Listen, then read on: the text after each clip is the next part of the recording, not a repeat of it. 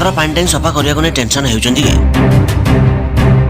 जदि टेंशन होउछन तबे वीडियो को देखंतु जहा फल आपण मानकर ए टेंशन टे सब दिन पई दूर होई जिवो। हेले तापर वीडियो को लाइक करे तो चैनल को सब्सक्राइब कर दियंतु। एही पर इन्फॉर्मेटिव वीडियो सर्वप्रथम देखिया पई। हां दर्शक, जेपर जल हमर दैनंदिन जीवन सहित जड़ित, ठीक सेही पर भाबरे जल सहित खराब एवं भल स्वास्थ्य मध्ये जड़ित होई रहिते एवं हम प्रतिदिन पिउथुवा पानी घर टांकी रे गच्छित होई रहिते। आयुर्वेद विशेषज्ञ डॉक्टर नगेंद्र शर्मा कहिसेन जे जामुकोली गछर शाखार एक खंड को जदि पानी टांकी रे पकई दियंती तबे पानी टांकी रे सिगुली न हेबा सहित पानी क्षय मध्ये हेबो नै। एथि सहित पानी टांकी रे थिबा पानी दीर्घ समय पर्यंत भल रहिबो। जदि हम प्राचीन काल कथा कहिबा तबे प्राचीन काल रे पुआ खोलिया पर जामुकोली गछर डाल गुडी को पानी पकाई देले पानी अधिक दिन पर्यंत सफा रह। जदि आपण माने एपरि करंती तबे विटामिन सी एवं आयरन रे भरपूर जामुकोली केवल शरीर हिमोग्लोबिन परिमाण बढ़ाई न थाए बरं पेट जंत्रणा, मधुमेह, आर्थराइटिस, झाड़ा और अन्य हजम जनित समस्या मध्ये उपकारी दैथाए। एथि सहित जामुकोली पत्र रे एंटी डायबिटीज गुण रहिछि जाहा के आपण मानकर रक्तर शर्करा नियंत्रण करथाय। एथरा पानी टैंक सफा करबार एक सहज उपाय जहा आपण माने जानिबा पाइले। आशा करछु हमर छोट अपडेट आपण मानक निश्चित भाବରେ पसंद आइछ। जदि पसंद आइछ तो वीडियो को लाइक करे तो चैनल को सब्सक्राइब कर दियंतु।